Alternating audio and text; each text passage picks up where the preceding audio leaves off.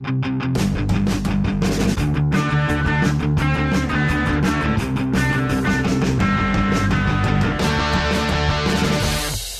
if there is one general manager in the Ontario Hockey League that has the right to be absolutely furious, it's James Boyd. With this global pandemic, it is not James Boyd. As the general manager in Oshawa, Roger Hunt, after that Phil Tomasino trade, I think he is still wondering, what if? Yeah, I think that it is 1 and 1A, because Ottawa, of course, was loaded for bear after falling short the season before. And absolutely, the Gens looking pretty strong in the Tomasino trade. And of course, that means it's time to check in with Oshawa and our good friend Callum Eng. So has Roger Hunt's face turned less red?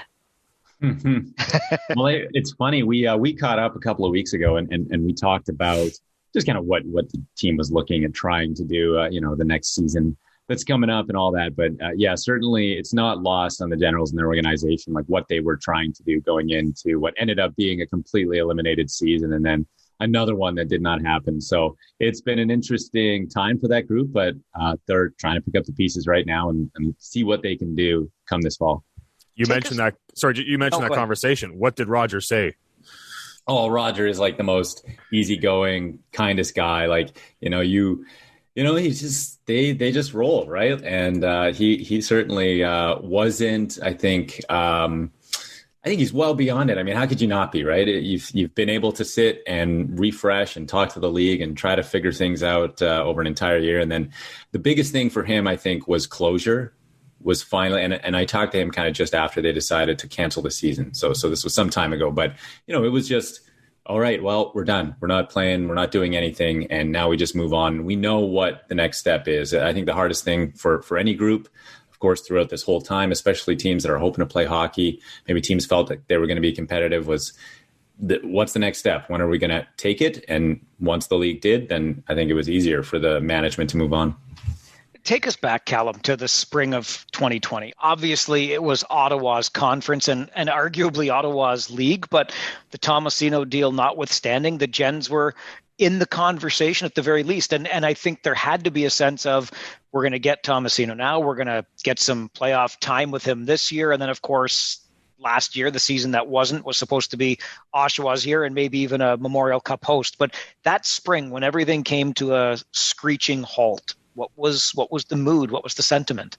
It's really hard to look back and remember it. First of all, it feels like so long ago, but it certainly, I mean, you get washed over, right, by just worrying about the players and your friends and family and like a pandemic, right? I mean, that's just kind of comes to the forefront and everybody just forgets hockey for a moment. But I think what was really instructive for the Oshawa Generals was 2019, which again also involved the Niagara Ice Dogs, where they traded many of, or a handful, of course, of their top players, including Jack Studnicka, to that team and made, a version of many Roger Hunt magic moves around the deadline. And then they went in and they beat that team with Phil Tomasino and many other great players. And I think that was really instructive for the group in the sense that they felt like they were closer to being one of the best teams, at least in the conference, maybe in the league, than maybe others would have thought.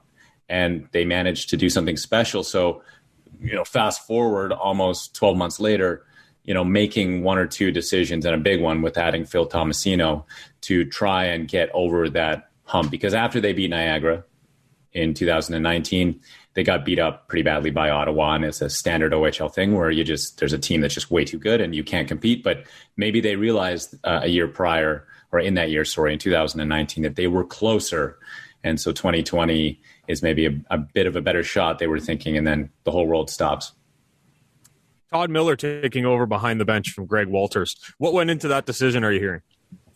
I'm hearing the main thing that the Generals are looking for, and this is what they typically do, is they want OHL experience and credentials, and that definitely comes with Todd Miller, long time as an assistant with Barrie, of course, and played in the OHL. So, I mean, that gets added. But, I mean, what really stands out, I think, overall is the number of head coaches that the Generals added to their staff, both as associates, right? So they have Curtis Foster, who comes from Kingston, spent some time as a head coach there, well over 400 games in the NHL, which is something that always helps to some degree, especially with the player experience and trying to connect with the players, young as they are at this point. And then Dave Matsos, who comes from Sudbury and Hamilton. So that really stands out to me. I mean, you could look at that list and wonder, well, who is the head coach? Who are you coming in? You got to name a guy and put somebody in charge, of course, and have a hierarchy. But yeah, Todd Miller comes in, but he's got some great guys behind him in two associate coaches with head coaching position. Not to leave out Mike Hedden,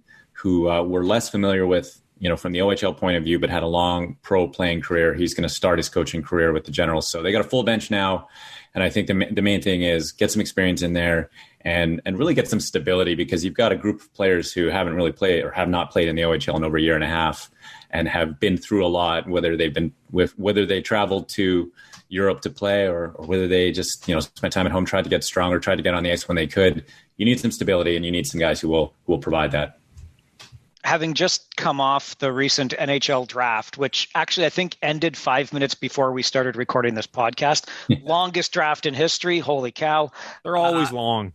Yeah, but maybe not that long. I've seen first rounds like 2 hours long. Anyway, what can you explain the Oshawa to Boston pipeline for us? Yeah. And sidebar, please find out whoever is, if you don't know, doing the social media for Oshawa, and give them a raise. What a great account that is on Twitter right now. But anyway, the pipeline.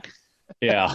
Well, yeah. Shout out to the people obviously involved in the Generals Twitter. They've had some viral hits over the last couple of weeks. It's been fantastic. Number one in the league by far, in my mind. Yeah, I agree. Having some great fun. But yeah, Brett Harrison to Boston, 85th overall. Really thrilled his dad. I know his dad a bit. Big Bruins fan. He's very, very happy to see that. I mean, can you imagine that? But yeah, I mean, the pipeline. I don't know. I mean, you notice this, right? There's it's the same thing, perhaps to some degree, with the New York Islanders for the Generals as well. There's a bit of a pipeline there and a connection.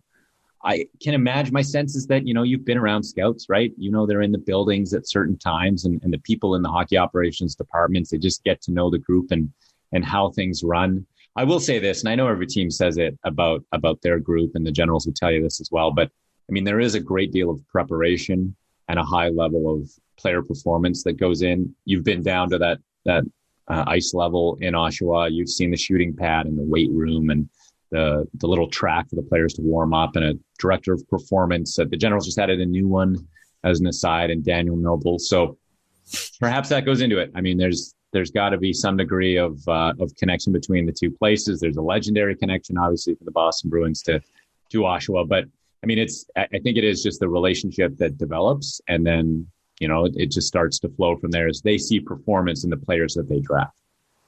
I believe there was a Robert Orr that was taken in the NHL draft this year, actually, which I think is the greatest name ever. And I think that's the legendary connection that you're talking about, Cal. Yeah, potentially. It's close. Maybe. Yeah, maybe. You mentioned a little while ago about Roger Hunt and having some history with the Niagara Ice Dogs. What's that rivalry like in the East? Is there a rivalry? Because obviously Farzy and I don't get to see it as much being in the Western Conference, but just the amount of star players Roger Hunt has sent to Niagara, there's got to be some kind of rivalry. Yeah, I think the rivalry stems mostly from the fans.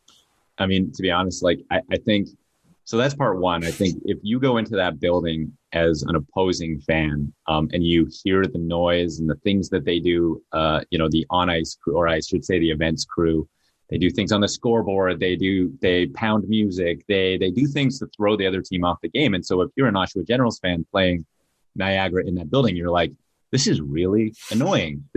We want to beat this team.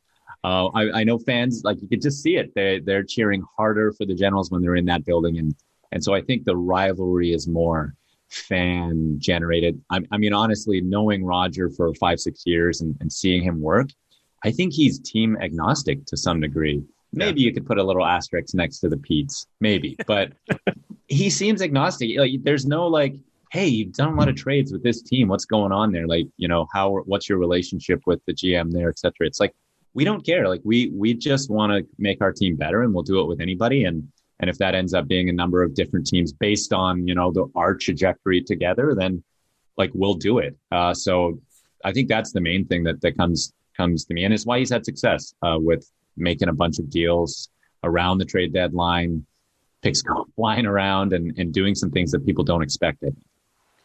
When you talk about that trajectory, Callum, those of us around the Ontario Hockey League recognize quite easily the way the cycle goes, and you build up to that potential championship season, which for the Oshawa Generals coulda, woulda, shoulda been the season that we didn't get to play. And then following that, there tends to be a bit of a drop off until you get back into that cycle at the top of it. So what does that mean for the Oshawa Generals coming into 2021, 2022?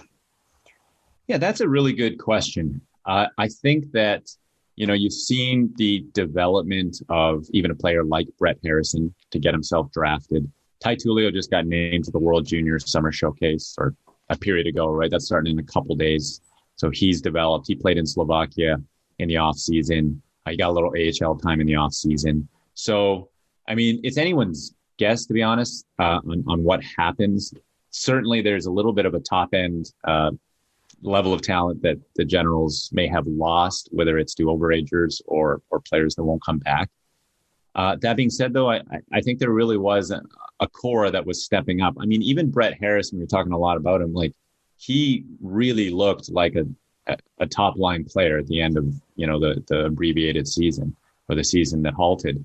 He just looked really good, and he was a really young guy at that point. And so, the development will be interesting of the core and the players who, emerged. I think David Jesus, who, people remember his name very much, but I think as soon as he, spent a rookie season in the league, you remember his play more than anything. I mean, he's a big, sturdy defenseman and the type of guy that the Generals could build a core around. So, I mean, the questions will be answered in camp, but more than anything, I think there is actually a potentially surprising core for the Generals. Whether or not they have enough top-end talent to be the top of the conference is another question. So we'll see. But I do think that there will be a surprising performance, I suppose, from some of the players who will have made it through this pandemic and come out the other side and remain in the OHL.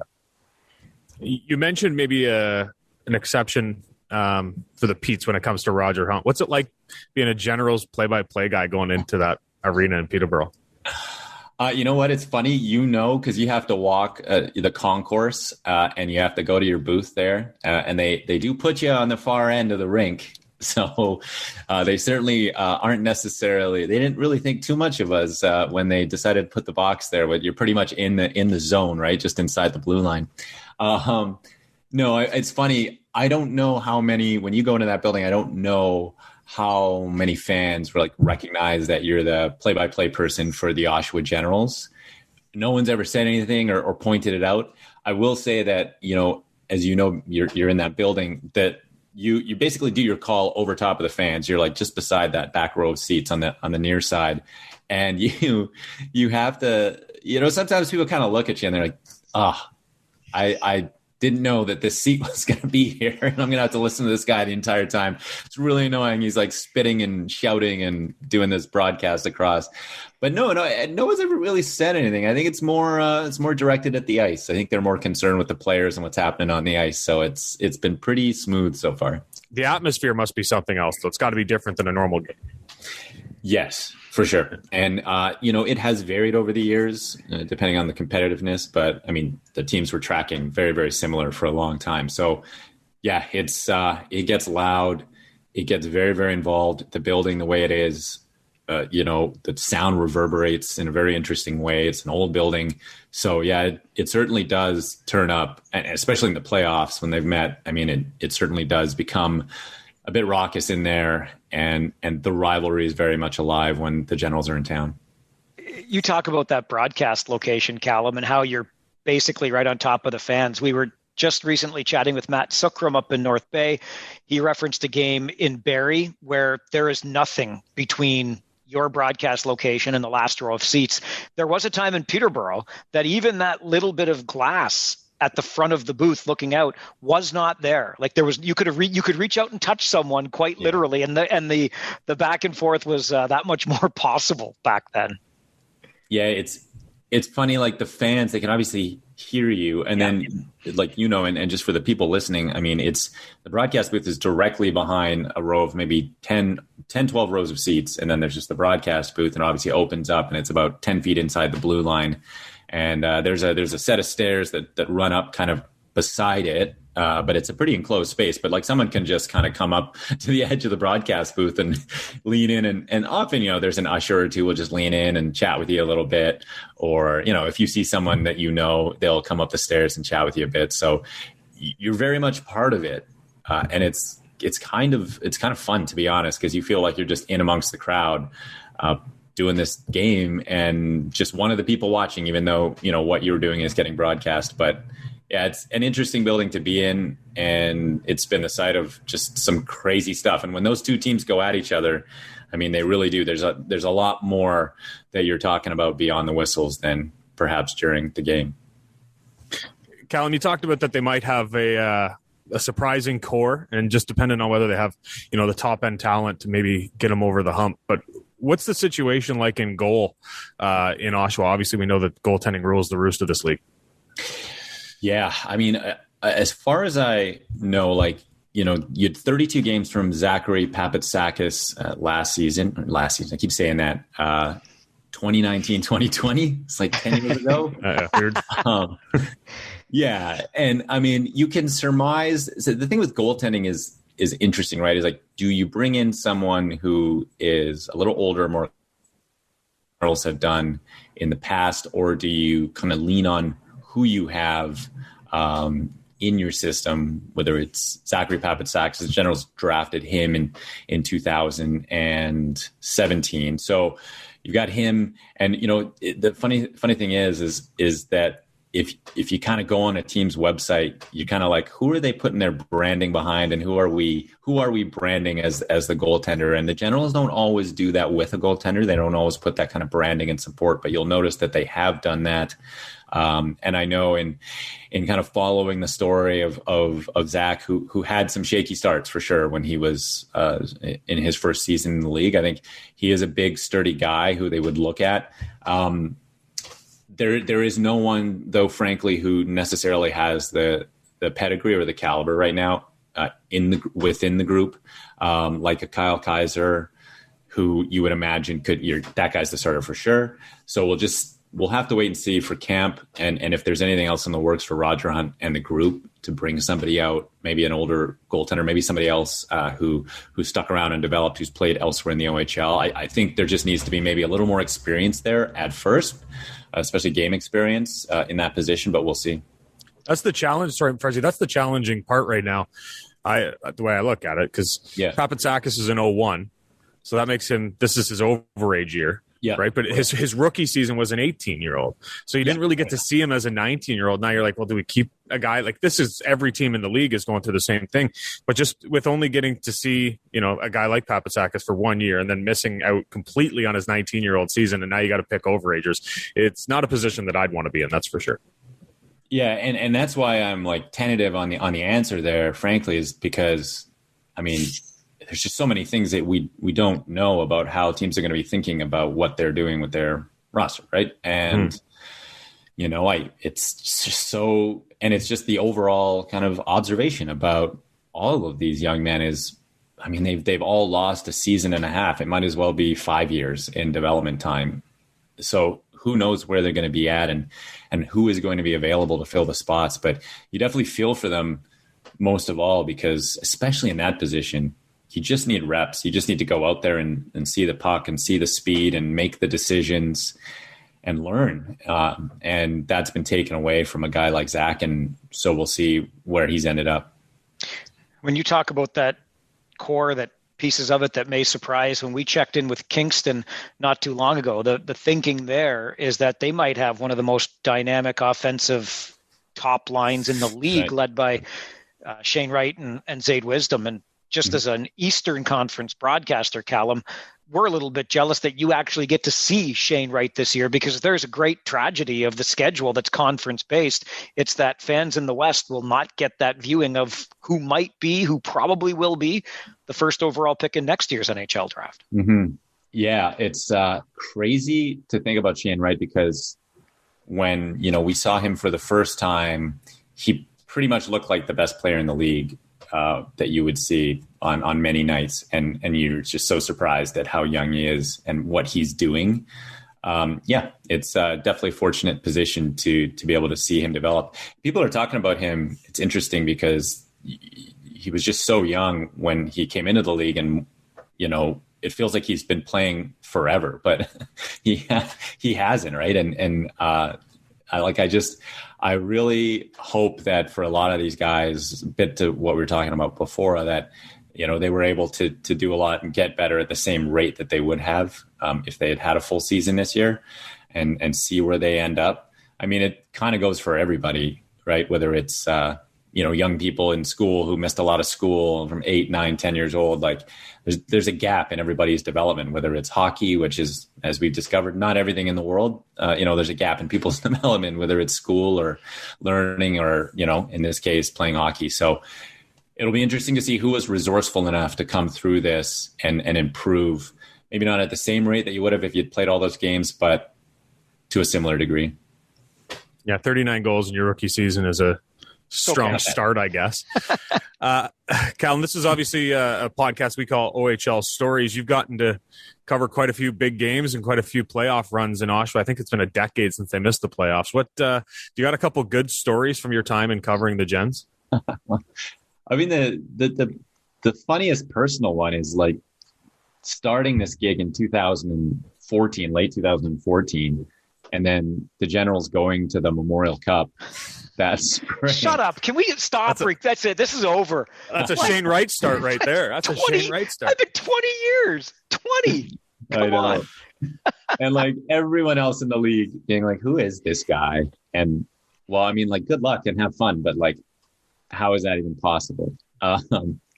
So definitely being a little bit, still feeling a little wet behind the ears and not really having much experience, but going in and getting to do that. I mean, that's always my number one story in that old building and going into the Colisée, of course, in Quebec City, and calling an overtime goal for the Oshawa Generals with Anthony Cirelli and all of that. And just like seeing the history in that building and the passion for the game from those fans.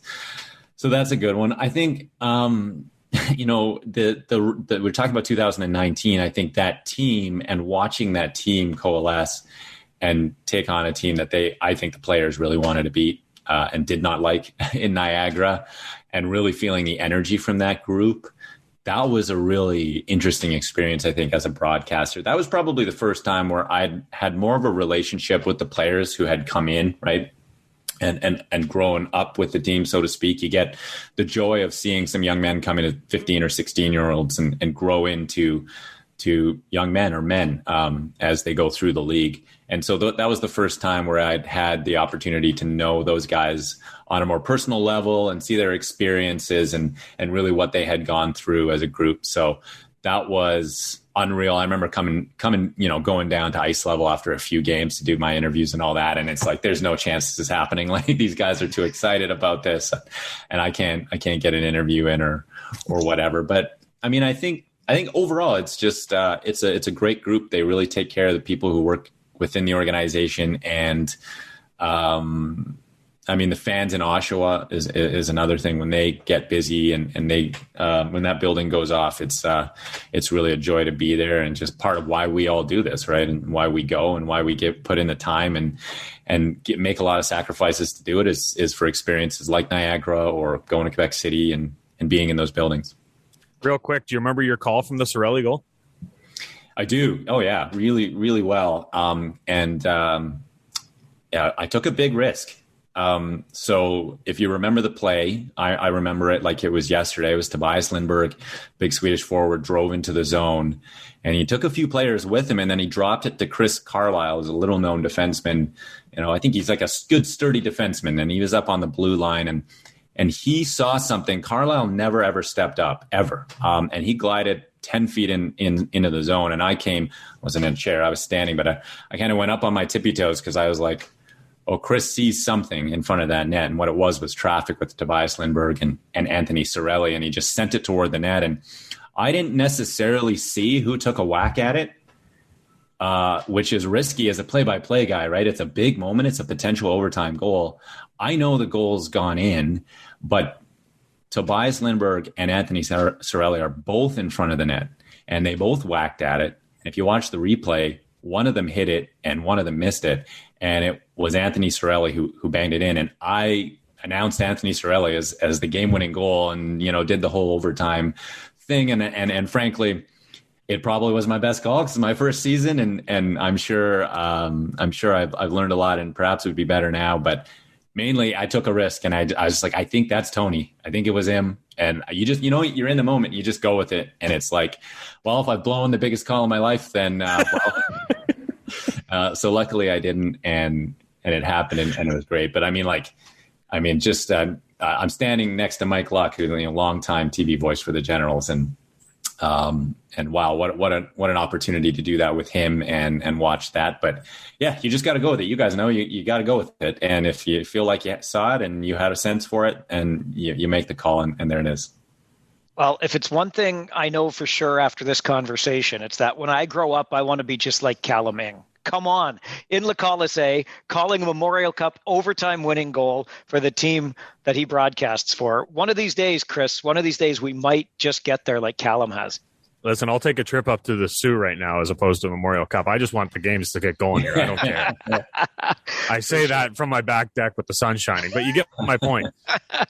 We do indeed. Callum, you mentioned the time that we put into this and the sacrifices that are made along the way. It's the middle of the summer, and you made time for us. And I think that speaks to the camaraderie in this league. We really appreciate you joining us on OHL Stories. Anytime. And we'll look forward to seeing you guys when and if we see you at some point. As any OHL fan knows, there's been an awful lot of talk, particularly over the last, 15 years or so, about West is best and East is trying to catch up to the West. So that 2015 Memorial Cup championship for the Oshawa Generals was a bit of a rarity, quite frankly, because the Eastern teams, prior to that, it was Peterborough that broke through. And before the Petes, of course, it was the Ottawa 67s back near the turn of this century. It just didn't happen a whole lot. So smart Alex, like me, liked to joke that it was the Western Conference influence that helped the 2015 Oshawa Generals to that Memorial Cup.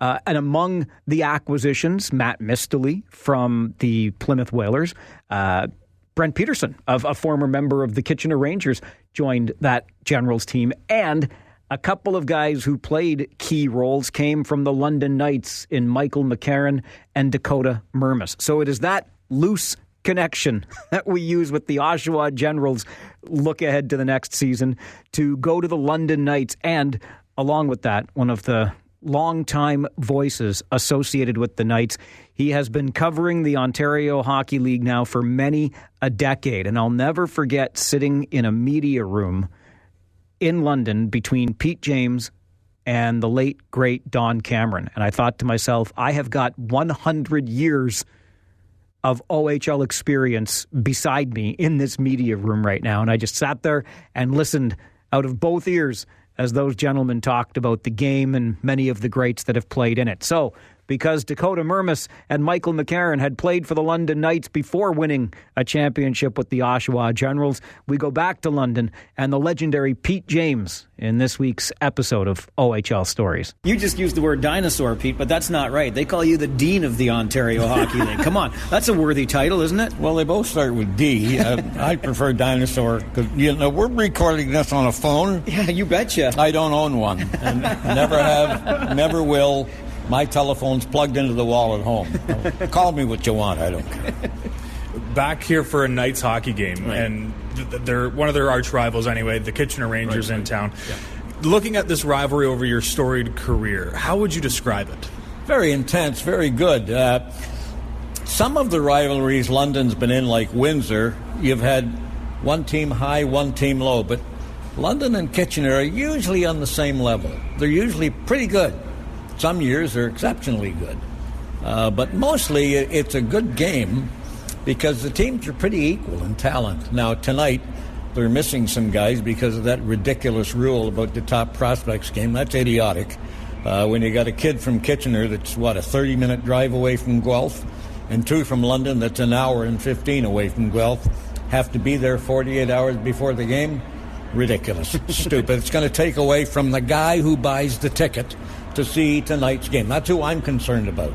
The guy that puts out the $22 or $3 to watch the best, and he's not, because somebody insists that some of the better players, and God knows if they don't know who the top prospects are by now, your scouting staff isn't doing its job. I couldn't agree with you more. Now, Pete, I got to come back to the fact that you still don't own a phone, which is great because I wish I didn't. But let's talk about 40 years in this game. You traveled with this team. You covered the Ontario Hockey League as a broadcaster at home and on the road. So take us through a typical game day preparation and broadcast for you. We have to tweet and email and do all kinds of things on these phones during the game. What was it like for you? Back then, you brought your tape recorder, made sure you had a power outlet that you could plug into because I never trusted batteries in a battery-run tape recorder. And I'd interview Dale Hunter and say, Coach, can you come into the next room with me? I got an outlet there. Yeah, let's go, Pistol. He always called me Pistol Pete. So, yeah, let's go, Pistol. Hurry it up. Let's get this thing done. And then I'd get the visiting code. But it was tape recorder. And even you, Mike, are old enough to know what that is. Even before the Hunters were here, like the broadcasting day to day at the old arena, say, what was it like for you?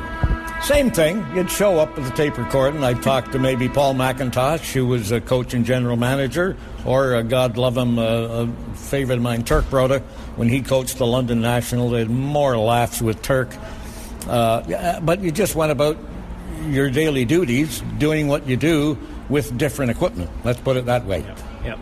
You had the distinct honor, I would call it, Pete, of being the master of ceremonies for the opening of both the old Ice House and what was then known as the John Labatt Centre here in London. Take me through those two experiences. Yeah, well, the first one was in 1963. It opened at the old Ice House, Treasure Island Gardens, is what it was called then. And you missed one, Mike. I closed that as well. I opened it. Did you turn off the lights? No, I didn't do that. Something else did. I opened it. I closed it. I was co-MC for opening this one. One of my lines was, somebody else will be closing this one, not me. I won't be around for that. When you first came up into the media box here and got to see the vantage point, the setup and everything, and looking back to the time at the old London Arena, how would you describe where you called from at the old arena to now this place? Yeah, well, what they did here, the man who was putting this thing together basically got the media together, print, radio, TV, and brought us up to this location and said, boys, here's what we're planning. What do you want? How can we change it? And I had some input there. I said from the radio side, all we'll need is a very workable space. We can put a little bit of equipment and make some notes. That's all we want. And with my hands, I extended them out as far as I can and said, we'd need this much and a little bit more. And he said, fine. And that's what we got. And the print guys, of course, they wanted plugs in the so they could get their laptops working. Television, they wanted the cameras where they are. And we all have very good broadcast locations here on the upper level of the press box. And so for once, the people who were going to use the facility were asked what they need, and then he came back a second time and said, here's what we've changed, and came back a third time and said, how does this final draft look? And it's perfect as it is now. It wasn't quite like this at the Ice House, if I remember correctly. Oh, no, God, no. Oh, no. Well, it wasn't bad. I mean, when they built that thing in the early 60s, there wasn't the mass media coverage that there is now. There was the local newspaper beat writer, very little television, radio. There was always radio. This league has been blessed by excellent radio coverage, and it's been existing as long as this league's existing. We got what we needed. It just wasn't quite as sophisticated as it is here. I've said, and the fans in Kitchener who really are heated about this rivalry, I think, get upset. But this is the top-notch building to broadcast from. What you've described is absolutely right. It's the pristine location. And when we were here last, Chris and I were looking up in the rafters, and man, there's an awful lot of banners hanging up there, and we went through a bunch of them. And of course, there's one with your face on it too, Pete. Come on, now listen, we're all in the same business here. We broadcast hockey games on the radio, but you may not close this place, but that's up there forever, sir. What was that ceremony like for you? It was they got me by surprise, Mark and Dale. I knew they were going to do something. They said I had to bring my wife, my son, my daughter, which I did do. And then all of a sudden, the lady who was in charge of game day events said, "Look up there, Pete," and they unraveled this. And it really did. It floored me. It was a shot right between the eyes. I had no idea. I mean, there's some talent over there. Brendan Shanahan, Cicerelli, Marsh, Ramage, all the boys were there before me. And then all of a sudden, I'm beside Don Brankley. It really did take me by total surprise, Mike. I had no idea that was going to happen. And I was just flabbergasted. And of course, thanked them very profusely. Went on and said all the things you're expected to say. It says next to your name, Godfather of Sports. Right. Where did that come from? That came from a man named Steve Garrison, a longtime morning show host on the radio station I was at, CJBK on the AM side of the dial. And Steve and I had a professional relationship for a long time when I was at the anchor at the television station. And when I went to join him after my TV days ended, he started one morning, said, "We got the Godfather of Sports in London, Pete James, with us starting this morning," and just carried on from there. So Steve Garrison, morning show host, was the man who originated that. Okay, so whether it's the Dean, whether it's Pistol, whether it's the Godfather, here's the $1 million question for you, Mr. James, and that is this: having been with this franchise, covered it for 40 years and beyond, since it began, how does a team go from 3 wins in a season, the lowest of the low, to 59 wins in a season, the highest of the high? Well, I have always said, Mike, that success ripples from the top. I can remember interviewing Bart Starr, who you'll remember as a quarterback with the Green Bay Packers. He was there when Lombardi took over. And he said, I said, how did he take an also-ran into a champion? He said he reorganized the front office first. The front office was just humming. He said he even redesigned the letterhead. He did everything to get that just ticking like a watch. Then he worked on the football team. It's the same here. The Hunter boys, they work so hard at what they do. And we've seen the results. And it's a continuing success story for a league that's every year you're losing your top talent. But these guys never seem to rebuild. They reload. So it's successful management, and that just rubs off. We have kids come in here. The 3 new kids that have come in here all said basically the same thing. Boy, we wanted to play here. And the mothers that I've interviewed after the draft, this is one place we wanted our son to go. So, I mean, it's not lost. The success of this franchise isn't lost out there. Everyone involved in minor hockey knows about it. And I must say to your audience, Kitchener's the same way. They've been a successful team for a long, long time. Windsor is in that mix. I don't worry about the East too much. But those 3 clubs, London, Kitchener, the organization I'm talking about, of course, are to me the 3 best in the Western Conference, if not the entire league. Okay, sorry, can I just go back to half a moment, because I believe you said interviewed Bart Starr, excuse me? Yeah, I did, yeah. How did that come to pass? It came to pass right here in London. We have a sports celebrity dinner every year. Fortunately, I was in on one of the founding fathers of it, and we invite the personalities from the world of sport. This year, it's coming up in a couple of weeks, Christine Sinclair, the best Canadian women's soccer player ever, is going to be here. But anyway, we had Bart up to speak at that engagement. That's how I got to talk to him. He was doing the commercial. Some people of my generation might remember he was doing commercials on television for Vitalis. My last question was a personal one, Bart, and he sort of frowned a little bit. I said, "Are you still using that greasy kid stuff in your hair?" And we both did what we're just doing now. We had a big laugh out of it. That's how I got to meet Bart. So Bart Starr is obviously up there, I'm assuming, but going back throughout your whole career, London Knights and radio and television, I'm sure you have numerous interviews that you can remember and some big names. Who is the one person that you interviewed that you look back and go, wow? Yeah, I always wow at the Bobby Orr interviews, Bobby Orr, because I consider him the best hockey player I've ever seen. And Bobby was so gentle and so humble. And he was training here in London with the Bruins in the late 60s, early 70s, when they trained here every fall. He was 18 years old. And you couldn't meet a nicer kid off the ice. You just couldn't. And he just was for a kid that was so good. Gordie Howe was the same way.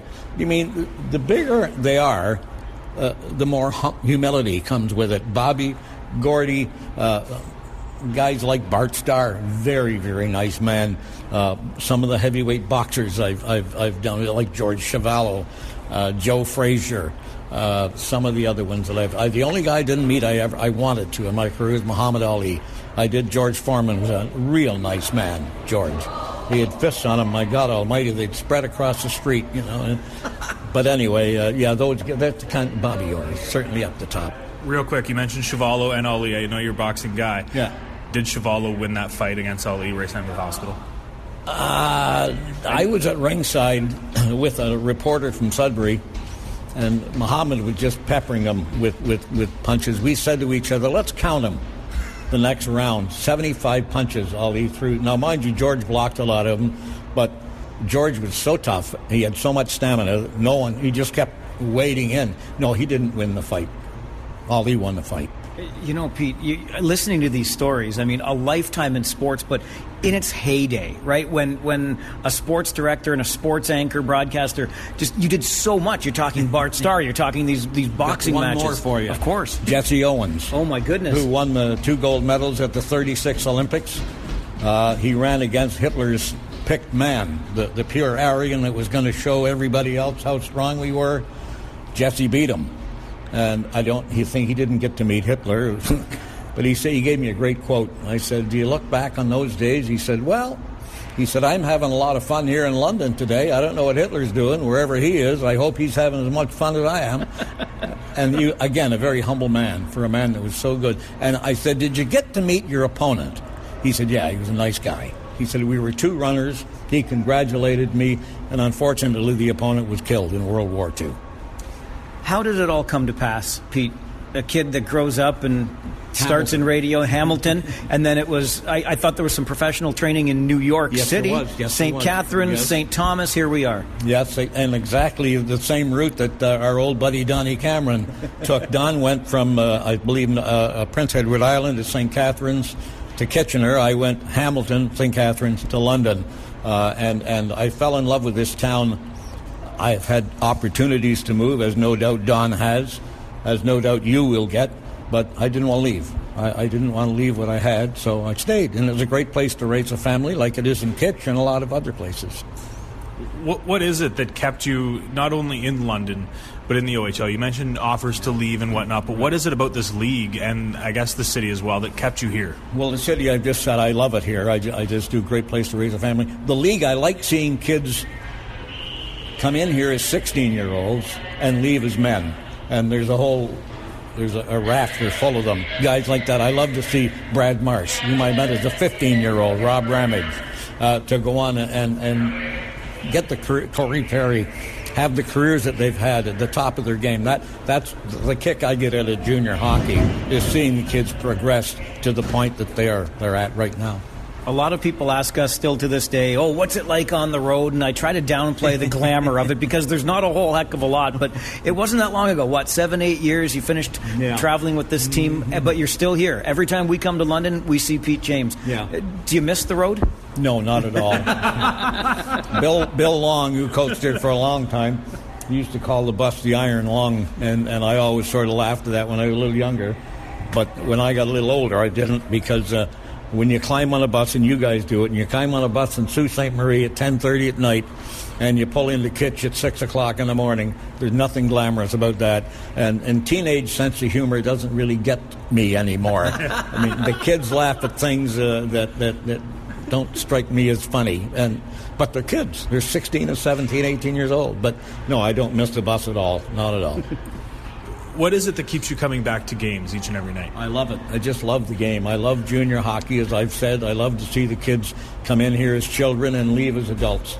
That's the progression I like to see. I like the competition between the teams. I sometimes think that there's a little more emotion in the junior game than the pro game, because they're all making tons of money. These kids aren't. They're trying to make tons of money, and very few of them will make the kind of money that a lot of them in the NHL make. But they're all giving it a try. They love it here and wherever. I mean here in the OHL. Kitchener, Windsor, wherever. Pick a spot, Sarnia. So that's what turns my crank, is watching the kids come in young and go out as men. We've talked about a lot of the players that have come through this franchise, and I know it's like asking a favorite kid, Pete, but is there one that really stands out, or a team, maybe that 04-05 team, that really stands out to you? Yeah, that one does, for sure. There was a 77 team that had Marsh and Ramage and Pat Riggin in goal. Dino played on that team, Dino Cicerelli and a few others. They were very, very good. Beat the Hamilton Finn Cups in Game 8 of a best-of-7 series. A kid named Danny Eastman scored the winning goal in overtime. That just sent the entire city into a human emotional tsunami. And that's again, going back to watching these kids play and get emotional. As I say, the emotion at the junior level is much better to me than the NHL, because they're trying to get the NHL. The guys up there are there. But no, that 77 team, the 2005 team, and a couple of years ago when we had Tkachuk and Marner on the other side of Dvorak, that was a pretty good team too, and won a Memorial Cup.